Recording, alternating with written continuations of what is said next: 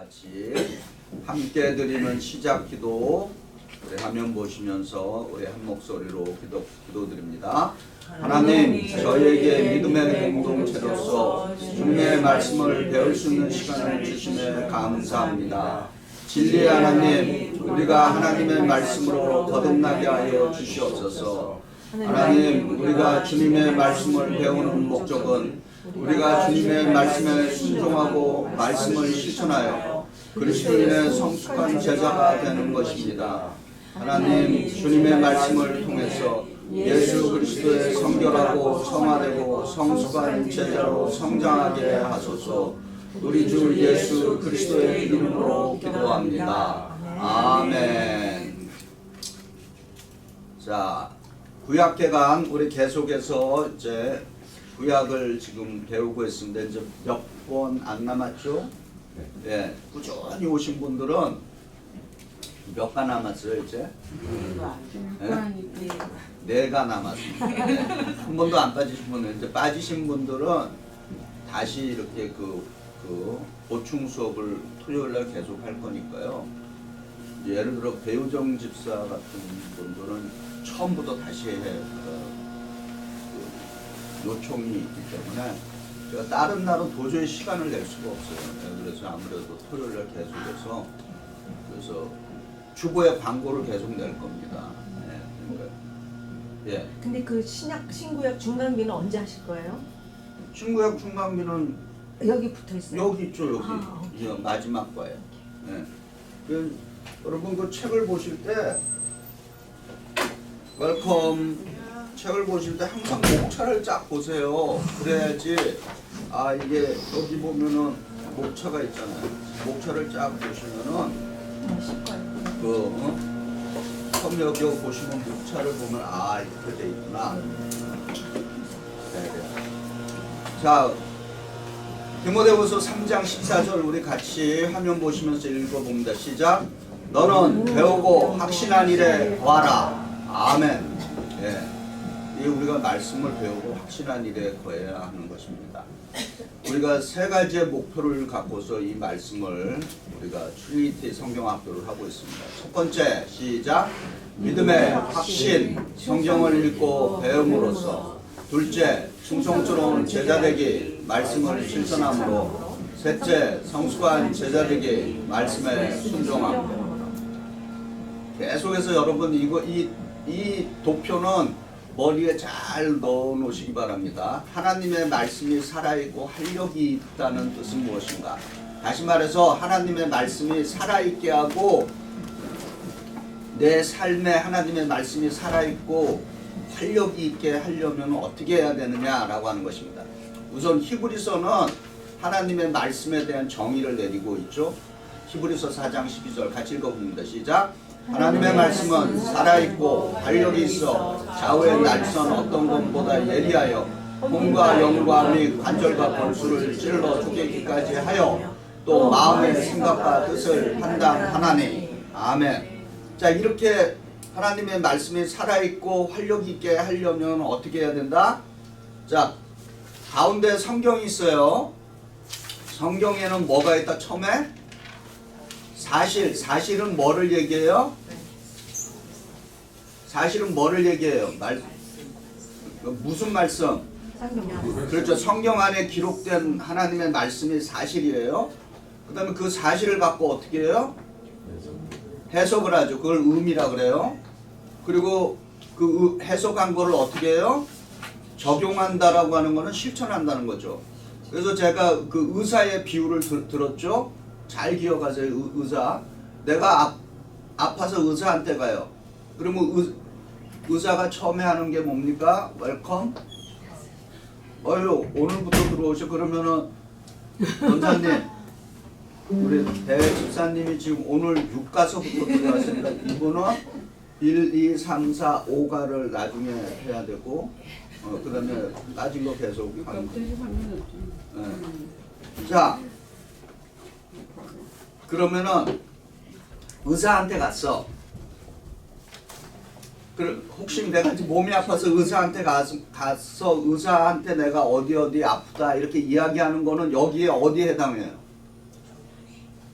내가 의사한테 갔는데 나 어디 아파요 하는 거는 뭐에 해당해요? 사실이요. 사실에 해당하는 거지. 팩트.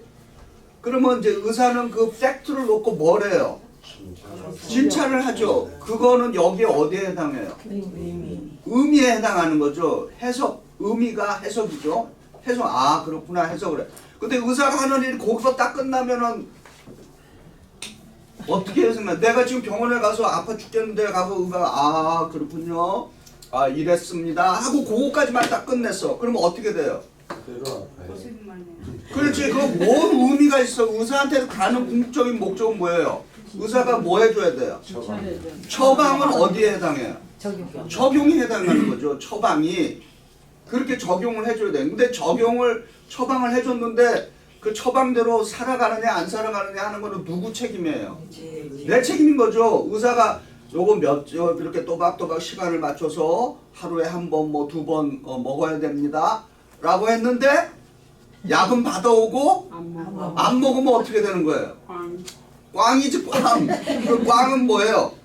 바로 뭐예요? 우리가 성경을 사실을 알고 해석까지 갔는데 그 다음에 넘어가야 될 부분이 뭐예요? 적용이지. 실천을 해봐야 되는 거지. 그래야지 이게 지금 살아있다 안 살아있다를 알 수 있죠. 활력이 있다. 마찬가지로 의사가 처방을 해준 약을 갖고 와서 아이씨 그놈의 의사 믿을 수 없네. 그러고는 약을 안 먹었어. 그럼 뭐 어떻게 되는 거예요? 그럼 뭐하러 의사한테 가냐 이거죠. 예. 어머님, 예. 그래서 이렇게 하는 성경 해석 이렇게 하는 성경 공부를 뭐라 그런다? 귀납법 성경 공부라 이렇게 얘기합니다. 예. 그래서 여러분들이 성경을 볼 때 저는 하나님의 말씀을 준비하고 설교할 때도 거의 이런 순서를 따라갑니다. 예. 그래서 여러분들도 이렇게 하면은 많은 도움이 될 거예요.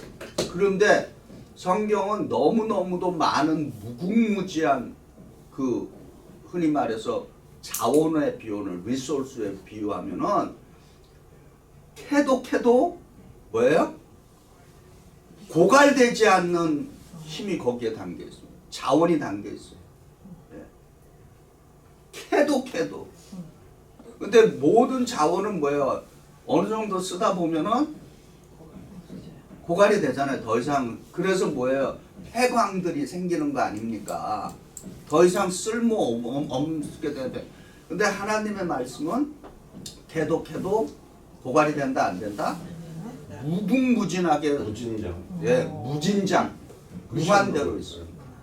그게 대표적인 이제 영적인 해석이 이삭은 뭐 하는 사람의 대표자예요? 우물을 판 사람의 대표자예요. 근데 이삭이 놀라운 건 뭐예요? 어떤 우물을 팠어요? 자기 아버지 아브라함이 묻어버린 그 우물을 팠더니 어떻게 됐어요? 물이 계속 나오는 거예요. 바로 그러면 하나님의 말씀이 고갈된 줄 알았는데 이삭은 자기 아버지가 판 우물을 팠더니 거기서 뭐를 얻었다? 물을 얻었다라고 하는 게 성경의 증거 아닙니까? 그래서 하나님의 말씀은 끊임없이 파도 고갈되지 않는 힘이 거기에 있다. 자원이 들어있다라고 하는 겁니다. 예. 그래서 여러분이 이런 거를 잘 해서 이게 이제 우리가 갖는 하나의 이제 그림입니다. 그러면 이제 교재에 오늘 262부터 263 쪽에 그 6과 과제 262, 263 1번 한번 볼까요? 이거는 요번 생일잔치가 끝난 후 그 다음날 아침에 일어나 무엇을 하였습니까? 욥기 1장인데 구체적으로 1장 5절이죠. 뭐 해요? 2번이에요. 아들들이 죄를 범할까봐 그들의 명수대로 번제를 드렸다. 네. 그 다음에 욥기 42장 다음에 가로를 채우세요. 뭐예요? 욥이 A 할 때 하나님께서 욥의 공경을 돌이키시고 여호와께서 욥에게 이전의 모든 소유보다 갑절이나 주시니라. 기도할 그렇죠. 무슨 기도예요? 그의 친구들을 위하여 기도할 때. 그죠? 자, 세 번째. 여호와 하나님께서는 누구를 하나님보다 조금 못하게 하시고 영화와 종기로 관을 씌우셨나요? 시편 8편 5절에 나와 있죠. 뭐예요? 나. 그렇죠. 사람을 하나님보다 조금 못하게 하시고 이렇게. 자, 다음 가로를 채우십시오. 시편 24편 3절과 4절의 말씀이에요. 여호와의 산에 오를 자가 누구며 그의 거룩한 곳에 설 자가 누구인가? 곧 A하며 B하며 뜻을 허탄난 데 두지 아니하며 거짓 맹세하지 아니하는 자로다. 뭐예요? A의 뭐예요? 손이 깨끗하며. 그 다음에 B는 뭐예요? 마음이 청결하며. 손이 깨끗하고 마음이 청결하며. 자, 무엇이 지식의 근본인가? 여호와를 경외하는 것이 예, 이게 잠언 1장 7절이죠. 마음이 예. 어떻게 청결한데 여호와를 경외하는 것이 지식의 근본이거늘 미련한 자는 어떻게 한다고요? 지혜와 흉계를 멸시한다 그랬습니다. 그래서 농담이고 재미있게 표현하는 말 중에 하나가 공부하는 사람들의 최고의 목적이 뭐예요? 뭘 받는 거예요?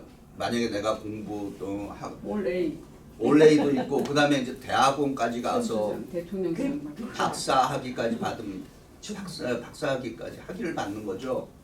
예, 공부하는 사람들의 최종 목적은 학위 받는 거예요. 근데 우리 예수 믿는 사람도 학위를 받아야 합니다. 무슨 학위를 받아야 될까요? 경애학 박사학위. 그거 받아야 돼요. 예. 거기다 적어놓으세요. 나는 경애학 박사학위를 받겠다. 예. 왜냐하면 여호와를 경외하는 것이 지식의 근본이라 그랬습니다. 예. 경외학 박사학위 우리 받아야 합니다. 다른 학위 안 받아도 돼요, 사실은. 예. 경외학 박사학위. 자, 그다음에 잠언 3장 너는 마음을 다해 여호와를 신뢰하고 명철을 의지하지 말라. 너는 A 하라. 그리하면 내 길을 지도하시라.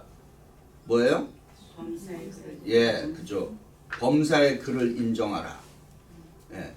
3장 잠언 3장 5절과 6절이죠. 자, 다음 7번째. 다음 전도자의 말이 아닌 것은 무엇입니까? 전도서 1장에 있어요. 해 아래 수고하는 모든 수고가 사람에게 무엇이 유익할까? 맞아요? 틀려요? 네 맞아요. 네. 그 다음에 2번 눈은 보아도 족함이 없고 귀는 들어도 가득 차지 않는다. 맞아요? 틀려요? 맞아요. 네. 해 아래는 새 것이 없다. 맞아요? 틀려요? 그러면 4번이 땡이네. 그죠? 이전 세대들과 장래 세대 그 후의 모든 세대가 함께 기억된다. 기억되지 않는다. 그죠? 전도서 1장 11절에 뭐래요? 함께 기억됨이 없으리라. 이게 기억하는 거 되게 중요해요. 우리가 성경에서 예수님이 마지막으로 최후의 만찬에서 주신 말씀이 뭐예요? 나를 기억하고. 그렇죠. 리멤버런스가 굉장히 중요합니다. 예. 우리 기독교 신앙이 계속해서 이어질 수 있는 이유가 뭡니까? 이유 중에 하나가 기억하기 때문이지. 예. 그래서 기억하는 거 굉장히 중요합니다. 자, 모든 사람의 본분은 무엇입니까? 전도서 12장 뭐 A하고 B하는 것이다. 12장 13절에 나와 있죠. 뭐예요? 하나님을 경외하고 그 다음에 그 명령들을 지킬지어다. 네. 경외와 지킴. 그 다음에 우리의 포도원에 꽃이 피었으니 무엇을 잡으라고 하였나요? 아가서 2장. 이해를 안 돼. 포도원을 헐어버리는 작은 여우를 잡으라. 이것은 참 의미가 많은 말이에요. 예, 이 한 구절 가지고도 우리가 많은 이야기를 할 수 있는 부분. 작은 여우가 예, 포도원을 이제 추수할 때쯤 됐는데 이 거기에 포도원에 구멍이 생기면은 여우가 들어와서 포도원을 다 망쳐버린다라고 하는 이제 그러한 이제 미닝을 갖고 있죠. 그래서 그 여우를 잡으라. 거기 많은 영적인 의미가 이제 담겨 있는 거죠. 그 다음에 전도서 1장 2절과 3절을 여러 번 쓰고 암기하라 그랬는데 뭐라 그랬어요? 내용이 뭡니까? 헛되고 헛되며. 예, 전도자가 이럴 때 헛되고 헛되며 헛되고 헛되니 모든 것이 헛되도다. 해 아래 수고하는 모든 수고가 사람에게 무엇이 유익한가? 요 구절만 읽으면은 굉장히 인생은 비관적입니다. 그런데 이걸 또 이해하셔야 돼요. 이제 나중에 이제 얘기하고. 자, 11번. 세상의 모든 것을 누려본 솔로몬은 모든 것이 헛되다고 선언하였다. 그런데 한 번도 마음껏 누려보지 못한 사람이 내가 모든 것이 헛되다고 말한다면 이건 실패자의 자기 위한 합리화가 아닐까요?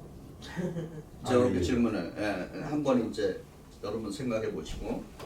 자, 이제 오늘 말씀으로 이제 본격적으로 들어가 봅니다. 생각 안 해도 돼. 예? 마지막은 생각 안 해도 된다고. 네, 이제 나중에 우리가 저기 토론해 볼 수 있으면 하는 거예요. 자, 구약은 총 몇 권이에요? 39권이에요. 근데 유대인들은 우리처럼 구약 성경 혹은 바이블 이렇게 부르는 거를 좋아한다, 싫어한다? 싫어합니다. 네. 그들은 자기네들 성경을 뭐라 불러요? 타낙이라고 불러요. 네, 타낙. 네. 근데 이 타낙은 크게 세 파트로 나눠져 있다고 그랬죠. 첫 번째가 토라. 예? 토라 안에는 모세오경이에요. 모세오경 뭐예요? 모세오경. First five. 창세기 출애굽. 네, 한번 창세기 출애굽 레위기 민수기 신명기 요걸 모세오경이라고 그렇게 부릅니다. 그 다음에 두 번째 파트가 뭐예요? 니비임이라고 그래갖고 역사서 예언서가 이 니비임에 해당하는 것입니다.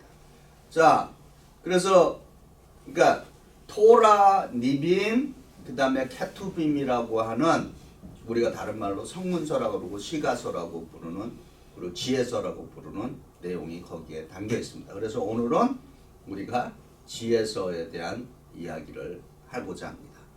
그러면 이제 성경을 우리가 말씀을 배우면서 이제는 여기는 성경 학교 시간이기 때문에 성경에 나오는 다양한 언어의 표현들, 우리 문법들을 조금 여러분이 좀 아셔야 됩니다.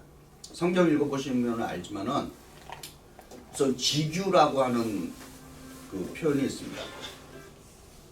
지규는 두 가지를 비교하는 데 사용해요. 그래서 성경을 읽어보면은 마치, 뭐뭐처럼 이렇게 표현되는 것을 우리가 지규라고 말합니다.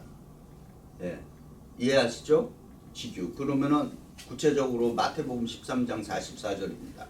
같이 읽어봅니다. 시작.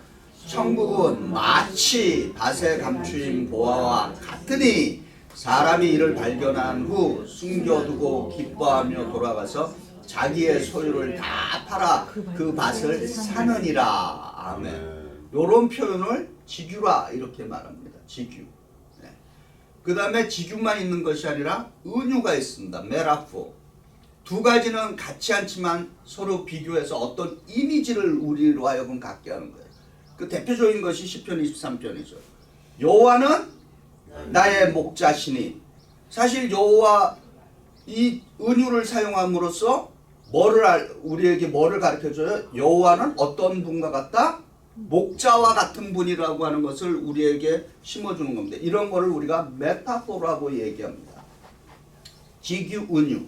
그럼 이것만 있는 게 아니죠. 또 다른 문법이 있습니다. 인격화시키는 거예요. 무엇을 사람처럼 표현하는 것입니다. 오늘 잠언 8장 1절 지금 화면 보시면서 읽어보죠.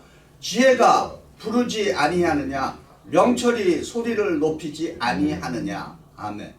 지혜를 사람처럼 표현하는 거예요. 이런 거를 우리가 퍼스니피케이션이라고 해서 인격화라고 그렇게 부릅니다. 그것만 있는 거 아니에요. 또 네 번째, 과장법이 있습니다. 하이퍼볼이라고 그러죠. 표현을 강조하기 위해서 과장해서 사용하는 거예요. 이거 타이포 나온 과정이 아니라 과장해서 사용하는 거예요. 한번 읽어보겠습니다. 시편 6편 6절이에요. 시작. 내가 탄식함으로 피곤하여 밤마다 눈물로 내 침상을 띄우며 내 요를 적시나이다. 아멘. 여기서 과장된 표현이 어디예요? 요를 적시는 거는 침상을 어떻게 해요? 그러니까 내 방에 있는데 눈물을 얼마나 했는데 내가 누워 자는 그 침상이 둥둥 떨 정도로 했대. 이거는 하이퍼볼을 의미하는 겁니다. 예? 그 정도로 눈물, 콧물을 쏟아냈다라고 하는 의미인 거예요. 아셨죠? 그 다음에 이제 다섯 번째 리피티션, 반복이 있습니다. 반복은 왜 사용하냐면 사람, 주제, 사건들을 강조하기 위해서 씁니다. 한번 이사야 6장 3절 읽어보죠. 시작. 거룩하다, 거룩하다, 거룩하다. 만군의 여호와여, 그의 영광이 온 땅에 충만하도다 하더라. 아멘. 성경에서 예수께서도 반복해서 여러 번 말씀하실 때가 있어요. 대표적으로 뭐예요? 예수님이 어떤 말씀 많이 하십니까? 예수님께서 반복해서 강조할 때 쓰시는 말씀이 있어요. 진실로 진실로 너희에게 말하노니. 요 진실로 진실로가 무슨 말이에요? 정확한 단어가? 아멘. 아멘, 아멘. 그래서 우리 아멘 잘해야 되는 거예요. 네. 예수님께서도 아멘을 계속 쓰셨기 때문에 우리가 아멘이라고 하는 말을 표현하는 거에 대해서 부끄러워할 필요 없는 것입니다. 그렇다고 제가 또 가끔 얘기하자면 무조건 뭐 아멘 할 필요는 없고, 예. 그러나 우리 예수님께서 우리의 구세주가 아멘이라는 말을 많이 사용하셨습니다. 아멘. 자, 그 다음에 이걸로 끝나는 게 아니죠. 또 있습니다. 대꾸법이라는 것이 있어요. 무엇을 강조하기 위해서 비슷한 단어를 반복하는 거예요. 자, 그러면은 잠언 2장 21절부터 22절 같이 읽어봅니다. 시작. 대저 정직한 자는 땅에 거하며 완전한 자는 땅에 남으리라. 그러나 악인은 땅에서 끊어지겠고 간사한 자는 땅에서 뽑히리라. 아멘. 그러면은 이제 여기에 이제 하나의 그 우리들이 실수할 수 있는 길이 방법이 있어요. 뭐 어떻게 실수하냐면은 성경을 이제 분석하면서 어떻게 사람들이 생각할 수 있냐면은 정직한 자는 누구이지? 그 다음에 완전한 자는 누구이지? 그 다음에 악인은 누구이지? 간사한 자는 누구이지? 요렇게 해석을 하면은 지금 이 방법이 맞을까요? 틀릴까요? 왜 그럴까요? 지금 이거 대꾸법이라고 그랬죠? 비교하는 거. 무언가를 강조하기 위해서 그 비슷한 단어를 똑같이 그거 하니까 피곤하잖아요. 재미없잖아요. 그죠? 그러면 뭐랑 지금 똑같은 거예요. 정직한 자. 정직한 자와 완전한 자는 똑같은 거예요. 비슷한 거니까. 그래서 우리가 해석을 할 때 정직한 자는 누구고 완전한 자는 누구고 이렇게 해석을 하면 요 문장은 안 된다라고 하는 겁니다. 아멘. 이거를 대꾸법이라. 그러니까 우리가 성경을 읽으면서 이런 거를 우리가 알 수 있어야 되는 거예요. 이게 대꾸법이구나라고 하는 거죠. 근데 이거를 이제 우리가 이렇게 성경 공부를 하니까 이제 이렇게 제가 말씀드리고 이걸 뭐 설교 시간에 이런 얘기를 이걸 별 의미가 없죠. 무슨 뭐 대꾸법이든 무슨 뭐 그거는 별 중요하니. 근데 성경 공부를 하는 분들은 성경에 이러한 문법적인 구조가 장치가 있구나라고 하는 거를 알으라는 거죠. 그 다음에 비교법이 있습니다. 비교법, 비슷한 거나 다른 것을 비교해서 설명하는 거예요. 자, 시편 1편 이거는 뭐 한번 읽어보세요. 복 있는 사람은 악인들의 꾀를 따르지 않아요. 그럼 시편 1편부터 6편을 여러분이 쫙 읽어보면은 거기에 복 있는 자와 악인을 계속해서 비교하고 있어요. 요거는 그냥 시편뿐만 아니라 지금 지혜서니까 제가 요것만 했는데 사람과 사람들을 또 비교할 수 있어요. 대표적으로 누구예요? 사울과 다윗을 비교해 볼 수 있고 그 다음에 또 누구와 누구를 비교해 볼 수 있어요. 성경에 아주 이렇게 대조되는 사람들이 있습니다. 아브라함과 롯, 그죠? 에서와 야곱. 그렇죠. 에서와 야곱. 성경에 수많은 어떤 인물들의 비슷한 상황을 비교 대조함으로써 우리가 왜 이 사람은 이렇고 왜 이분은 이럴까라고 하는 것을 우리가 얻을 수 있는 거죠. 그래서 비교 대조함으로써 우리가 성경을 읽는데 굉장한 또 은혜를 또 영감을 얻을 수 있습니다. 그다음에 이제 마지막으로 머리 글자 그 어크로스틱 패턴이라고 그러죠. 이거 한국식으로 말하면 삼행시 같이 예를 들어서 베이사이드 그러면 배 그러면 여기다가 한번 만들어 보세요. 이거를 어크로스틱이라고 그래요. 베이사이드 그러면 배 한번 누가 한번 지금 오행시인데. 그러니까 오행시로 네. 베이사이드 이걸 오행시로 한번 해보죠. 배 한번 누가 생각나는 대로 말해보세요. 답이 있는 게 아니니까. 근데 그게 연결이 돼야 돼요. 베이사이드에. 아니 그러니까 아무튼 뭐든 뭐 연결 안 돼. 복잡하게 얘기하지 베일을 벗어버리는. 베일을 벗어버리는 이 있잖아요 거기. 있잖아요. 거기. 있잖아요. 오케이. 그러면 사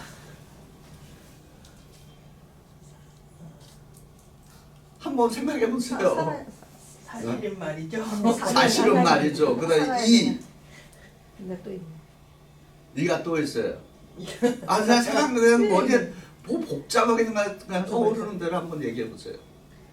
이 이가 많이 아픈데요. 이가 많이 아니 그러니까 이 세상에 그러니까 이 세상에 하나님의 나라를 이루는. 뭐 오케이. something like that. 너무 길게 하면 안 돼요. 안 돼요. 듣자 마지막에 이 세상에 하나님의 나라를 드디어 천국을 바라보는. 뭐 물론 예 그렇게 하면 됩니다. 예. 드러내자. 자 그렇게 하는 거를 우리가 드러내자. 어크로스틱 패턴이라고 얘기해요. 그런데 시편은 사실 우리가 원어를 알면은 훨씬 이 어크로스틱한 그 구조로 된 시편을 우리가 읽을 수가 있습니다. 근데 우리가 원어를 모르니까 답답하지만 그러면 우리 한국말 성경도 영어 성경도 그거는 따라갈 수 없어요. 자 그러면 이제 구체적으로 보여줄게요. 여기 히브리어는 저기 어떻게 읽어요? 이쪽에서 이쪽으로 읽는 거죠. 오른쪽 손. 오른쪽에서 왼쪽. 한국말은 이렇게 영어랑 한국말은 이렇게 읽어요. 근데 지금 여기 히브리서에 이거 히브리 지금 한 가지 예만 든 거예요.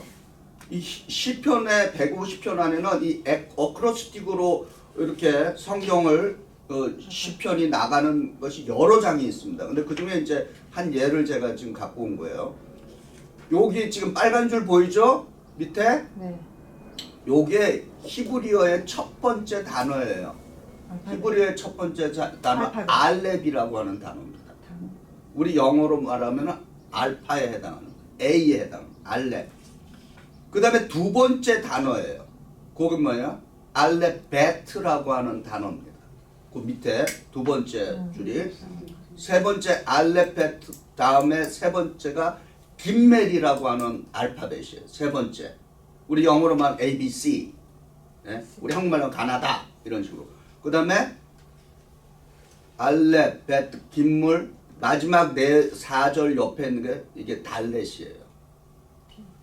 이렇게 해서 시편을 지금 이 시인이 지금 기록하고 있습니다. 근데 우리 한국말이나 영어로는 도저히 이게 어크로스틱이라고 하는 것을 알 수가 없는 거예요. 그러나 원어는 이 어크로스틱으로 특별히 시편은 여러 장이 그렇게 되어 있습니다. 그래서 여러분이 이제 성경 보면 그래서 이렇게 또 원어를 공부해야 되겠구나. 이제 그런 이제 또 욕망도 이제 열심도 생길 수 있죠. 뭐 거기까지 갈 필요는 없어요, 솔직히. 네, 너무나 번역된 것들이 잘 돼 있기 때문에. 그러나 요런 재미는 우리가 못 느끼는 거죠. 네. 원어를 보면 이게 가나다라 마바사 요런 식으로 해서 이걸 쭉 이렇게 만들었구나라고 하는 그런 거는 우리가 찾을 수가 없죠. 왜냐면 원어를 못 보니까. 근데 anyhow 이런 것이 성경 안에는 들어있다라고 하는 거죠. 네. 그러면은 이제 이런 대체적인 문법적인 우리 성경 66권 안에 이런 문법적인 장치들이 담겨 있다라고 하는 것을 이제 여러분이 이제 염두에 두시면 좋겠습니다.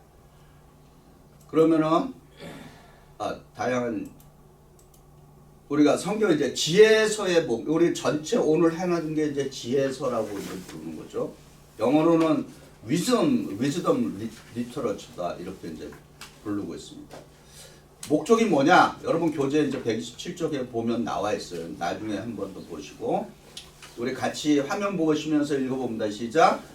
지혜서는 시적이면 문학적인 형식을 사용해서 하나님의 자녀들에게 실천적인 내용을 가르치기 위함이다 라고 하는 것입니다. 그래서 여러분은 성경 읽을 때 해석 못지않게 중요한 게 뭐예요? 적용 부분인 것입니다. 예.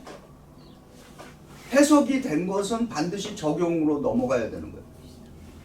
그러면은 잠언 16장 32절 이제 예를 한번 들어보는 겁니다. 읽어봅니다. 시작. 노하기를 더디하는 자는 용사보다 낫고 자기 마음을 다스리는 자는 성을 빼앗는 자보다 나으니라. 아멘. 자, 얼마나 위대한 하나님의 말씀입니까? 그 다음에 또 재밌는 표현이 있죠. 잠언 19장 24절 시작. 게으른 자는 자기의 손을 그릇에 놓고도 입으로 올리기를 괴로워하느니라. 이거 얼마나 재밌는 그릇에 숟가락으로 지금 밥그릇에 담아놓고도 이거를 올리는 것조차도 힘들어한다는 이 게으름을 아주 적나라하게 표현한 거죠. 예. 그래서 우리가 하나님 말씀도 마찬가지예요. 이렇게 다 요리를 해갖고 여기 숟가락으로 해서 여기까지 갖다 주는데도 못 받아 먹는 사람들이 있어요. 예. 그렇죠. 예. 아주 실제로 애기들 양육회 부모님들은 다 아시겠지만 그 뭐 젖을 아무리 먹이려고 해도 그죠 방법을 다 쓰는 지금 이제 이런 거 아주 실제적으로 우리들에게 이제 말씀을 가르치고 있는 것이죠. 자, 이런 것이 이제 이 지혜서 전체 지혜서가 지향하고자 하는 목표다라고 하는 겁니다. 이제 욥기로 이제 시작합니다. 욥기에 이제 몇 군데 이제 핵심 구절을 우리가 한번 읽어봅니다. 욥기 1장 21절입니다. 시작. 이르되 내가 모태에서 알몸으로 나아선즉 또한 알몸이 그리로 돌아올지라. 주시니도 여호와시오 거두시니도 여호와시니 여호와의 이름이 찬송을 받을지니이다. 아멘. 욥기의 핵심 주제가 뭡니까? 욥기 딱 그러면 떠오르는 게 뭐예요? 고난이죠. 서퍼링이라고 하는 고난이에요. 근데 이 욥기의 이 고난의 주제는 얼만큼 오래된 주제이다? 욥기 인류의 시작과 더불어서 지금까지 이어지는 구조예요. 그래서 불교는 인생을 뭐라고 표현해요? 중생? 불교가 득도? 그 득도도 맞는데 인생을 뭐라고 표현하면 고해라고 표현하잖아요. 나는 불교인이 아니에요. 그러나 불교 사람도 도대체 뭐라고 인생을 고통의 바다라고 표현해요. 그래서 그 사람들이 추구하는 건 뭐예요? 해탈. 그렇죠. 이 고통의 바다를 건너서 해탈의 경지에 이르려고 하는 게 그분들의 그 방법인 거예요. 그만큼 타 종교에서도 뭐를 다루고 있다? 고통에 대해서 인간의 그 고난에 대해서 다루고 있다라고 하는 것입니다. 그러니까 이 서퍼링이라고 하는 주제, 서퍼링과 함께 이 페인이라고 하는 주제는 인류가 존재하는 한 그렇죠. 계속 있다. 계속 있을 수밖에 없는 거예요. 이거 언제 끝날까요? 죽을 때. 그렇죠. 개인적으로 죽을 때는 끝나요. 네. 죽으면 모르지. 네. 자, 근데 이제 이 고난이라고 하는 주제는 개인의 고난도 표현되어 있지만은 고난에는 집단의 고난도 있습니다. 여러분들이 그걸 잘 생각하셔야 돼요. 항상 이 욥기 하면은 개인적인 고난만 생각하는데 이 고난이라고 하는 거는 개인의 고난도 있고 공동체의 고난도 있고 민족의 고난도 있고 또 뭐예요? 세계 열방의 고난도 있어요. 그런 주제들을 우리가 잘 이렇게 말씀을 볼 때 이거를 너무 좁혀 이게 욥이라는 인생과 나와 그것만 뭐 그렇게만 해도 뭐 좋아요. 그러나 이 고난이라고 하는 주제는 우리가 생각하는 것 이상의 내용들을 함께하고 있다라고 해요. 다만 욥을 통해서 우리는 그러한 고난들을 어떻게 인류가 인생이 다뤄야 하는가라고 하는 것을 좀 볼 수 있어야 됩니다. 자, 그 다음에 욥기에서 우리가 보는 것 중에 하나가 뭐예요? 욥은 선한 사람이었다, 악한 사람이었다? 그거 성경에 얘기해요, 안 해요?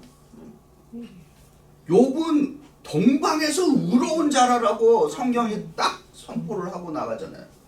그런데 지금 우리한테 지금 던지는 메시지는 우리는 선하고 의롭게 살아가면은 그거 없이 살아야 되는데 왜 이렇게 정말 처절한 고난을 겪어야 되는가라고 하는 또 큰 질문을 우리가 지금 가질 수 있죠. 그래서 욥기는 우리들에게 뭐를 얘기한다? 선한 사람도 고난을 당할 수 있다라고 하는 거죠. 지금 일반적인 지금 이야기를 지금 하고 있는 거예요. 그러니까 우리가 누군가가 고난을 당할 때 하나님의 심판을 받았다. 이거 함부로 얘기하는 게 얼마나 큰 문제인가. 그게 대표적으로 등장하는 사람들이 누구예요? 욥기 안에서 욥의 세 친구예요. 그죠? 예수님이 십자가에 달릴 때도 일반 백성들이 그렇죠. 저 예수가 저 하나님한테 증거를 받아서 그렇죠. 달렸다. 예. 맞아요. 그러니까 지금 잘 말씀하셨어요. 우리의 구세주, 죄가 없으신 예수님도 뭐예요? 뭐를 당했다? 고난을 당하셨다라고 하는 겁니다. 그러니까 그런 어떤 우리가 영적인 것을 깨달으면은 이 고난이라고 하는 주제는 한평생 우리가 씨름하는 주제인데 거기에 나름대로 이제 성경은 우리들에게 깨우침을 주고 있고 어떤 해답을 던지고 있습니다. 근데 문제는 욥의 세 친구는 사실 일반적인 사람들이 오늘날에도 여전히 던지고 있는 말이에요. 뭐예요? 욥의 세 친구들의 이야기는 결론을 딱 줄이면은 욥은 내가 뭐를 잘못해서 이러는지 욥이 사실 자기를 모른다는 형식으로 친구들한테 얘기하니까 친구 셋은 결국은 뭐냐? 그래 네가 뭔가 잘못했으니까 지금 이렇게 징계를 당하고 고난을 받는다라고 지금 계속해서 얘기해요. 근데 이 사람들의 이야기가 맞아요, 틀려요? 맞죠. 틀린 말은 아니에요. 틀린 말은 아닌 욥에 대해서는 맞지 않은 이야기인 거예요. 지금 그 얘기를 우리가 잘 기억해야 하는 거예요. 그래서 함부로 누군가가 고난을 당할 때 하나님의 징계를 받는거나 뭐 천벌 받았다, 뭐 저주를 받았다. 그게 얼마나 조심스러운 이야기인가를 우리가 생각하게 해주는 얘기입니다. 자, 그러면서 이제 욥이 자신의 고난을 어떻게 해석을 하고 있냐면은 받아들였냐면은 욥기 23장 10절에 욥의 고백입니다. 읽어보죠. 시작. 그러나 내가 가는 길을 그가 아시나니 그가 나를 단련하신 후에는 내가 순금같이 되어 나오리라. 아멘. 이것은 뭐예요? 고난을 통과한 결과. 예, 고난을 통과한 결과입니다. 히브리서에서 신약성경 히브리서에서 하나님께서 사랑하는 자를 어떻게 한다 그랬어요? 예, 하나님께서 사랑하는 자를 하나님께서 징계하신다 그랬어요. 그래서 징계가 없으면은 뭐라 그랬어요? 그는 하나님의 아들이야. 그렇죠. 그 뭐라 그랬어요? 사생아라 그랬어요. 예, 히브리서는 그렇게 증거합니다. 그런데 하나님이 우리에게 주시는 고난은 우리를 멸망시키는 고난이다 아니다? 아니 뭐 해요? 그러면은 23장 욥기에 비유하면은 그러니까 이 굉장한 의미를 갖고 있죠. 예. 그러니까 쉽게 우리한테 적용을 하면은 우리가 고난을 통해서 시인은 뭐예요? 고난이 내게 유익하다 그러면서 고난을 통해서 내가 주의 율례를 배우게 되었다. 고난을 당하면은 사람이 성숙해집니다. 그렇죠? 근데 경험해 보신 분들이 있을 거예요. 예. 인생의 고통을 겪고 나면은 그만큼 사람의 삶의 인격이나 모든 것이 업그레이드 됩니다. 그 저도 삶의 변화를 이렇게 쭉 보면은 이제 전반기 인생 목회 전반기 후반기를 이렇게 딱 나눠볼 때 전반기에는 저 개인은 하나님의 진리 플러스 정의 그게 굉장히 강했어요. 나름대로. 그래서 사람을 딱 볼 때 거짓이냐 진실이냐 선하냐 정의롭냐 그런 거가 이제 굉장히 저를 많이 괴롭혔어요. 근데 지금은 어느 쪽으로 많이 기울어져 있냐면은 은혜로 기울어져 있습니다. 예. 근데 그것까지 오는 목회자로서도 그렇게 모든 것을 은혜의 렌즈로 이렇게 보게 된 게 사실 오래지 않았어요. 예. 그래서 항상 내 의지 쪽이 강하게 됐는데 인생 이제 후반기에서는 이렇게 모든 것을 은혜라고 하는 것을 통해서 이렇게 이제 보게 되니까 어떻게 됐냐면은 그럴 수도 있겠구나. 그럴 수도 있지. 요렇게 이제 좀 바뀌는 거예요, 사람이. 예. 근데 그걸 갖고 저 사람 변질됐구나. 그렇게 되는 건 아니에요. 예. 예. 그 이제 그 삶의 그게 이제 좀 이제 그리스도를 통해서 사실 은혜라는 표현도 잘 쓰지 않았습니다, 예전에. 하나님의 말씀 진리, 하나님의 말씀 정의 이런 쪽으로 이제 가다 보니까 은혜가 자꾸 빠져 있는 거예요. 진리를 하든 정의를 하든 그 모든 베이스는 뭐여야 된다? 은혜로부터 출발해야 된다는 거죠. 네, 그게 핵심입니다. 그래서 우리가 그리스도 딱 그러면 딱 들어오는 게 있어야죠. 뭐예요? 은혜. 네. 이게 이렇게 예수 그리스도 그러면은 그레이스 이게 딱 맞아야 되는 거예요. 그게 자연스럽게 이제 돼야 되고 입에 붙어야죠. 네. 자, 그 다음에 이제 욥기 42장 5절에 욥이 아주 처절하게 고난을 당하고 마지막이죠 이제. 그래서 이제 하나님과 이제 막 변론을 하는 거예요. 근데 하나님께서 욥 앞에 딱 등장을 했어요. 그리고 욥이 놀래갖고 이제 고백한 거죠. 뭐예요? 욥기 42장 5절 읽어봅니다. 시작. 내가 죽게 대하여 기로듣기만 하였사오나 이제 눈으로 주를 배웠나이다. 아멘. 이게 얼마나 위대한 고백입니까? 네. 그러니까 이거 쉽게 얘기하면은 그냥 귀로 듣고 아는 예수님이었는데 욥의 말을 우리에게 적용해 볼 때 이제 예수를 1대1로 인격적으로 만나는 만남이 있었다라고 하는 것을 고백하는 거죠. 그 다음에 이제 욥기 42장 10절입니다. 이제 욥의 친구들에 대한 거죠. 한번 읽어봅니다. 시작. 욥이 그의 친구들을 위하여 기도할 때 여호와께서 욥의 공경을 돌이키시고 여호와께서 욥에게 이전 모든 소유보다 갑절이나 주신지라. 아멘. 어쨌든 욥의 친구들은 용서를 받았을까요? 안 받았을까요? 받았어요. 네, 예, 욥의 중보 기도를 통해서. 네. 진짜 성질 같으면 이 원수 같은 분들. 하나님 나를 이렇게 친구라는 것들이 이렇게 괴롭혔는데 혼 좀 내주시지. 아무튼 결론은 욥기가 어떻게 끝났다? 드라마로 해피엔딩으로 끝났습니다. 예. 참 문학으로도 표현해도 참 잘 아주 위대한 문학입니다. 자 이제 시편으로 가보죠. 시편도 1장부터 150장까지 있어요. 근데 시편은 이 고대 이스라엘에서는 이 시편을 공적인 예배에서 사용한 것입니다. 개인적인 그거보다는 공적인 예배를 통해서 이 시편을 사용했어요. 근데 이제 시편 150편 가운데 가장 많이 이 시편의 저자로 등장하는 사람이 다윗이 73편을 이제 기록한 것으로 되어 있습니다. 시편에는 이제 다양한 내용이 있죠. 찬양, 단언, 감사, 그리고 다양한 시들인데 여기에 이제 다양한 시들 중에 하나는 시편을 읽어보시는 분들 아시겠지만은 하나님 내 원수를 갚아주세요. 있을까요, 없을까요? 있어요. 네. 그 시편을 읽어보시면은 우리의 기도와 더불어 배우는 내용 중에 하나가 여기는 이제 표현을 안 했지만은 우리가 하나님 앞에 기도 드릴 때 여러분 하나님께서는 우리의 모든 것을 아시고 머리털까지 세시고 우리의 마음을 꿰뚫어 보시는 분이기 때문에 기도할 때 하나님 앞에 내가 1대1로 기도할 때 어떻게 해야 된다? 솔직하게 모든 거 다 쏟아낼 수 있어야 됩니다.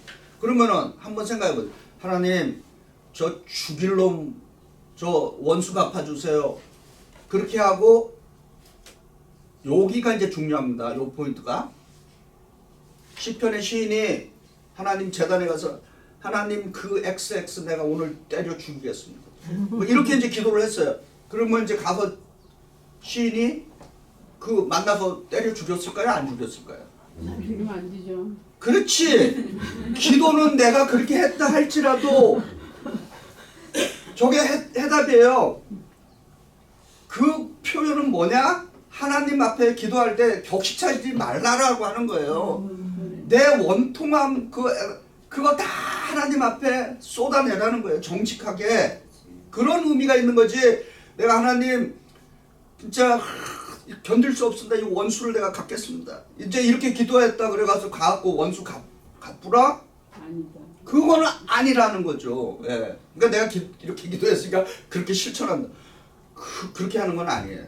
예. 아셨죠? 예.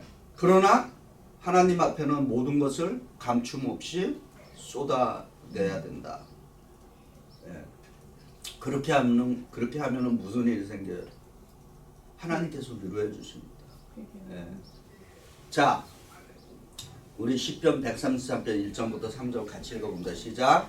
보라, 형제가 연합하여 동거함이 어찌 그리 선하고 하고 머리에 있는 보배로운 기름이 수염 곧 아론의 수염에 흘러서 그의 옷깃까지 내린 같고 헐몬의 이슬이 시온의 산들에 내린 같도다. 거기서 여호와께서 복을 명령하셨나니 곧 영생이로다. 아멘. 참 얼마나 아름다우십니까. 자, 이제 여러분 또 성경 공부니까 시편과 모세 오경의 양식으로 이렇게 분류를 하기도 합니다. 그래서 시편 150편 전체를 모세 오경 이런 거를 우리가 타이팔러지라고 그래요. 근데 여러분 얼만큼 우리가 동의할 수도 있고 동의하지 않을 수도 있습니다. 그러나 이제 학자들 가운데는 성경 학자들 가운데는 시편을 모세 오경에 맞춰서 이렇게 했다 이렇게 보고 있습니다. 그래서 제1곳 1편부터 41편을 창세기에다가 비유하고 시편 42편부터 72편을 출애굽기에다 비유하고 73편부터 89편 레위기 그 다음에 90편부터 100편 민수기 107부터 150까지 신명기 그리고 그 주제를 인류 해방 예배 하나님 독재 하나님 말씀 이런 식으로 이렇게 타이팔러지로 하면은 이런 양식으로 이런 형식으로 나누면은 장점은 뭐예요? 이해하기가 쉬워요. 그러나 중요한 건 뭐냐? 단점은 뭐냐? 모든 것이 타이팔러지 안에 들어오지는 않는다라고 하는 거예요. 예.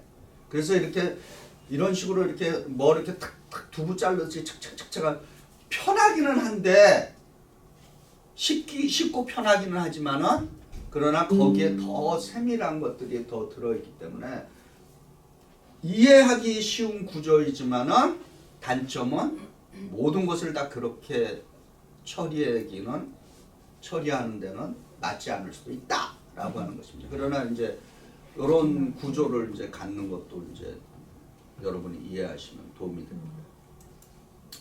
자, 이제 잠언으로 갑니다. 잠언은 자 읽어보죠. 위에 시작. 잠언은 올바른 신앙의 길을 젊은이들에게 가르치는 지침서이다. 그 다음에 또 읽어보죠. 지혜서의 핵심은 인생의 처세술을 가르치는 것이 아니라 여호와의 하나님의 경외를 지침서입니다. 경외를 가르치는 지침서인 것입니다. 그래서 아까 말씀드린 대로 잠언 1장 7절 읽어봅니다. 시작. 여호와를 경외하는 것이 지식의 근본이거늘 미련한 자는 지혜와 훈계를 멸시하느니라. 아멘. 자, 이제 성경은 우리 한국말에는 남성명사, 여성명사, 중성명사 이런 구별이 없죠. 그러나 성경은 여성명사가 있고 남성명사가 있고 중성명사가 있습니다. 네. 그런데 성경에서 지혜는 여성명사로 표현하고 있어요. 자, 그리고 여기 또 이제 설명을 하고 있는데 우리가 성령 하나님이라고 했을 때 그걸 우리가 소피아라고 부르는데 그 소피아도 여성 명사로 쓰고 있습니다. 네. 그러니까 성경은 하나님을 표현할 때 남성 명사와 여성 명사를 같이 쓰고 있다라고 하는 것을 여러분이 기억했으면 좋겠어요. 그래서 우리가 하나님의 이미지를 얘기할 때 우리는 주로 아버지 하나님만 생각하는데 사실 거기에 어머니와 같은 마음으로 또 사랑하는 그 어머니의 마음도 담겨 있는 거죠. 예. 자, 그러면 왜 지혜를 여성 명사로 사용하는가? 자, 같이 읽어봅니다. 잠언 1장 20절 시작. 지혜가 길거리에서 부르며 광장에서 소리를 높이며. 아멘. 제가 영어로 넣은 이유가 뭐예요? 지금 영어 대명사로 지혜를 wisdom을 영어 대명사로 뭘로 바꾸고 있어요?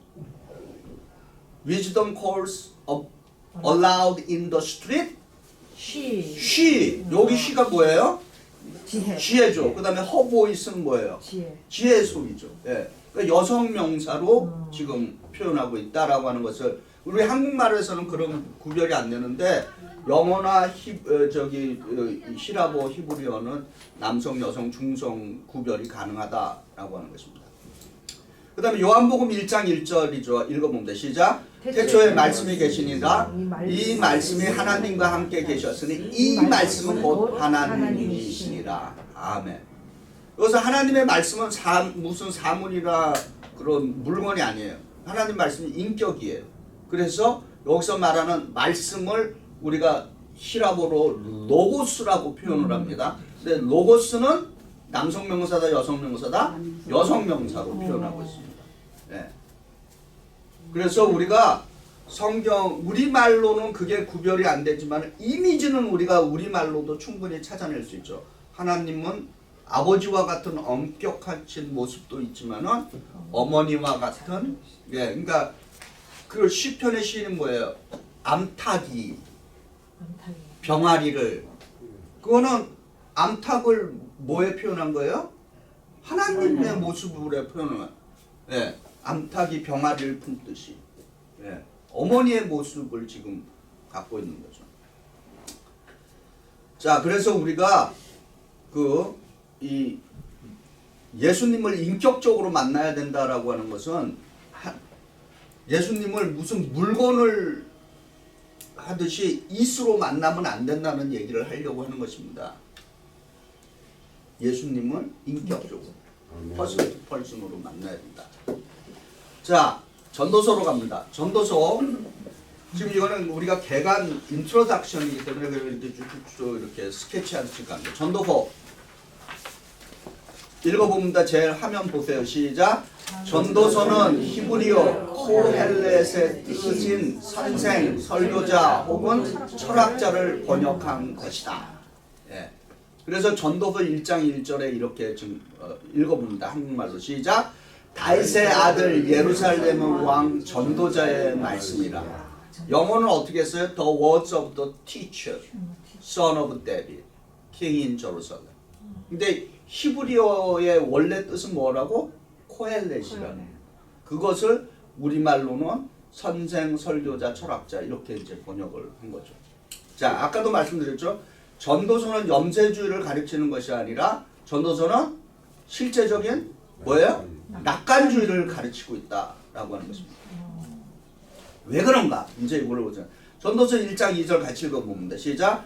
전도자가 이르되 헛되고 헛되며 헛되고 헛되니 모든 것이 헛되도다. 이렇게만 읽으면 어떻게 되는 거예요? 염세주. 진짜 염세주의죠. 아 진짜 뭐 인생 뭐 이래 살아도 되고 저래 살아도 되니까 뭐 그냥 적당히 살다가 가자. 허무하구나. 이제 이렇게 되면은 이게 지금 성경 말씀과 지금 위배가 되는 거죠. 이렇게 하려고 하는 목적이 있는 거죠. 그럼 그 반대를 생각해 봐요. 그러면 우리가 헛되고 헛되고 헛되고 헛되니 그 반대는 뭐예요? 헛되지 않게 살아가려면 도대체 어떻게 하는가가 전도서가 우리에게 가르치려고 하는 핵심인 거죠. 그래서 뭐를 얘기해요? 전도서 12장 1절에 시작. 너는 청년의 때에 너의 창조주를 기억하라. 곧 공고한 날이 이르기 전에 나는 아무 날이 없다고 할 해들이 가깝기 전에. 아멘. 그러니까 뭐예요? 지금 이거 1장 2절과 12장 1절을 우리가 이렇게 연결해서 생각해 보면은 1장 2절만 갖고는 우리 인생이 허무한 거죠. 근데 그 인생이 허무하지 않게 되려면 어떻게 해야 돼요? 그렇죠. 하나님 창조주가 있음으로 말미암아 그분을 알므로 말미암아 허무한 인생이 허무하지 않게 된다라고 하는 거죠.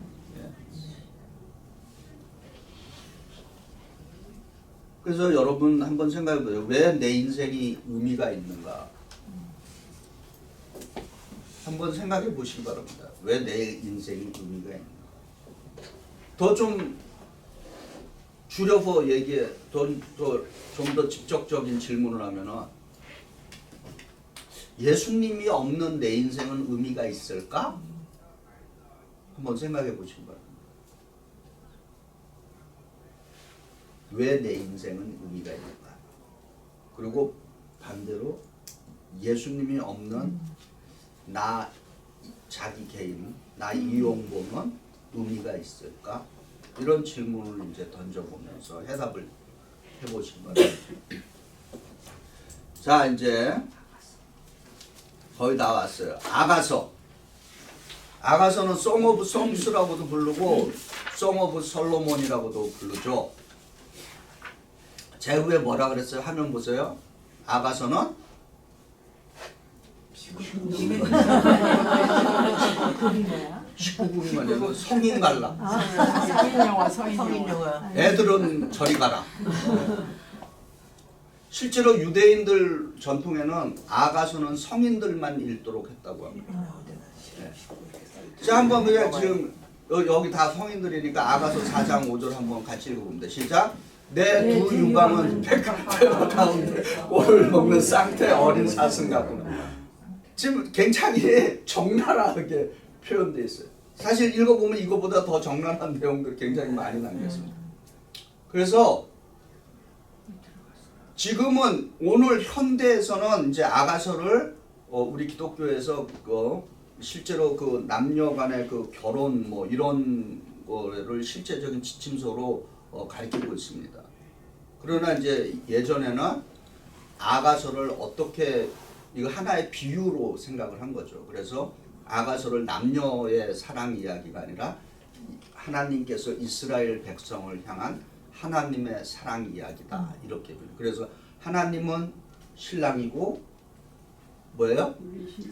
예수님은 이스라엘은 하나님의 신이고 이렇게 해서. 그리고 우리 기독교는 아가서를 신랑이신 예수님 그리고 교회인 신부 이렇게 사랑 이야기로 이렇게 비유를 했습니다.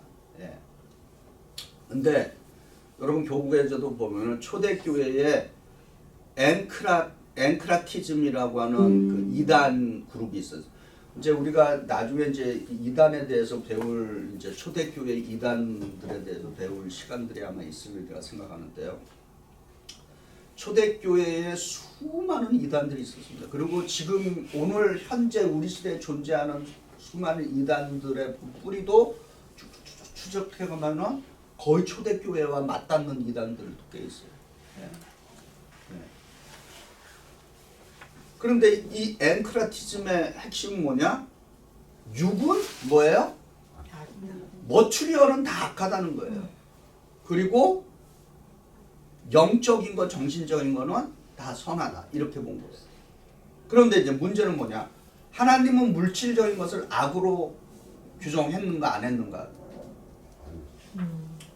어디에서 그렇게 얘기해요?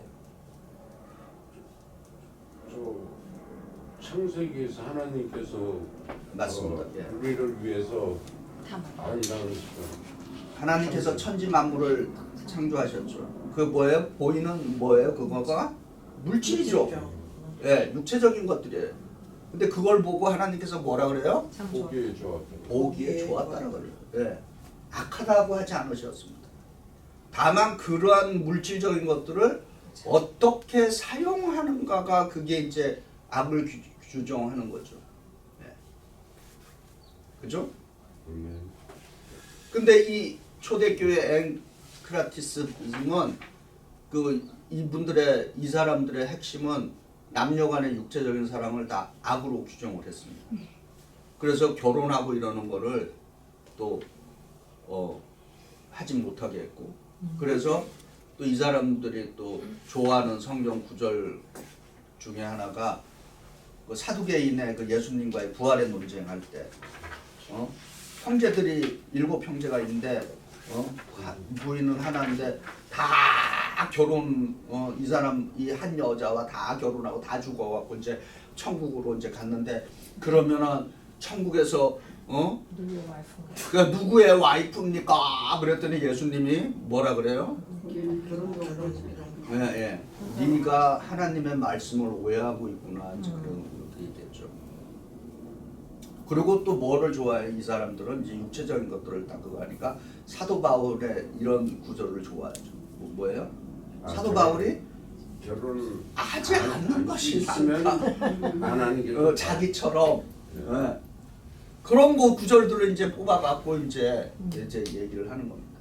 그래서 여러분 성경을 우리가 구절을 핵심적으로 봐야 될 때도 있지만은 이 구절이 성경 전체의 메시지와 어떤 연관성을 갖고 있느냐를 놓고 우리가 또 봐야 되는 것이에요. 아셨죠? 네. 그래서 근데 이단들의 핵심 중에 이제 한 가지만 말씀드리면 이단들의 핵심 중에 하나가 뭐예요? 성경을 전체적인 관점에서 보기보다는 그 구절만 딱 띄어서 보거나 또 하나는 뭐예요? 문자적으로 그대로 보고 그래갖고 많은 이단들은 개역 성경만 인정을 해요. 그래갖고 그 개역 성경에 한글로 번역된 그거를 그게 진짜 제대로 된 하나님의 말씀이다. 근데 여러분 어떻게 생각하세요? 우리가 히브리어 그리고 히랍어로 보지 않는 한은 모든 번역된 성경에는 뭐가 있다? 번역에 오류가 있을 수 있다라고 하는 것을 여러분 인정을 해야 됩니다. 그래서 지금 우리가 갖고 있는 성경책이 요거 한국만 있어요? 그래서 다양한 번역본들이 있게 되는 거예요. 그래서 진짜 우리가 그걸 한다면은 원어를 안 보는 한에는 뭐를 해야 된다? 다양한 번역본을 놓고 봐야 된다라고 하는 겁니다. 그리고 그래서 원어를 몰라도 된다는 의미는 뭐냐면은 요즘은 워낙 뭐를 잘했다? 번역들을 잘해놨기 때문에 다양한 번역들을 놓고 보면은 우리가 원어의 의미에 뭐하게 가깝게 성경을 볼 수 있다라고 하는 것입니다. 그래서 개역 개정만 고집하는 거, 그게 우리의 예배를 위해서 쓰는 거니까 사용하지만은 이거가 모든 성경의 절대적인 표준이다. 그거는 아니라는 거죠. 예. 그렇게 아시면 됩니다. 자, 이제 오늘의 마지막 질문과 토론으로 하고 마치도록 하겠습니다. 목사님, 예. 그 당시에 그 이스라엘에는 네 개 중요한 파가 있는데 바리스파 사두개 열심파 S파라는 게 있었는데 그 그거는 이제- S파랑 요 근력주의 요 파랑은 좀 차이가 있는 건가요? 그렇죠. 금욕주인데 약간 또 차이가 있죠. 그건 우리가 신구약 중간기 할 때 또 이제 그 바리 그 유대인 각종 종파에 대해 얘기하도록 하겠습니다. 자, 질문과 토론입니다. 욥의 고난은 우리에게 무엇을 가르치는가? 개인의 고난, 공동체 혹은 민족과 열방의 고난을 사실은 욥기를 통해서 우리가 배울 수 있습니다. 그래서 혹시 여러분 가운데 지금 이 영어 그러니까 우리가 고난과 고통은 약간 차이가 있어요, 그죠? 고난이 더 큰 의미일까요? 고통이 더 큰 의미일까요? 그럼 고난 안에는 고통이 포함될까요? 안 포함될까요? 포함이 돼 있어요.